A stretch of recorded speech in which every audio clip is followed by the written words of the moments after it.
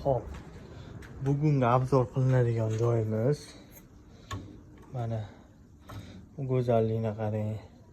Buni agar 2 kun oldingi holatini ko'rganinglarda qo'rqib ketadinglar, to'g'risi. O tegdinglar, ozgina shu suvdan oqqan ozgina bir loyqa, bo'lmasam tegi ham top-toza edi. To'g'risi manba endi anaqani jo'mraga ertaga suvni chiqarib yuborganimizda, xudo xolasa, bu yerdan nima suvni chiqaramiz, toza-yu suv deyishinglar mumkin. Bu yerda yangi kraska qilinganda, yangi kraskasi qotgan. Toza nitr kraska. Endi bu yerdan hidini chiqarib olish uchun, mana hidini chiqarib olish uchun mana bu yerdan suv tushib ketadi to'lganda, mana bu yerda suv tushadi, ya'ni shu suv altdan tushadi. Mana teshikni ko'rayotgan bo'lsanglar, o'tdan ishlatiladigan suv.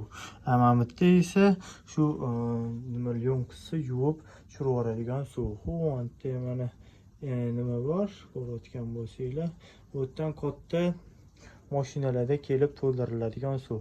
Bu lyonksimiz temir lyonks hisoblanadi.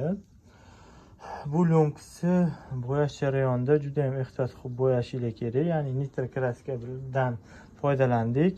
Ba'zi bir insonlar qanaqadir chaqishlardan foydalaninglar deb aytishdi, lekin bu ichadigan suv bo'lgani uchun biza qanaqadir chaqishlardan foydalanishni o'zimizga ep ko'rmadik. Ya'ni nitr kraska bilan qilishni afzal ko'rdik. Sog' bo'linglar, salomat bo'linglar. Sizlar bilan Ro'zmatjon Hayratjonovich. Yaxshilikda, yaxshi kunlarda, yaxshi obzorlar bilan uchrashlik nasibi ro'z aylasin. Keyin yana bitta obzorimiz qolib ketibdi. Mana sintofon bilan o'raldi atrofi, oldin yo'q edi.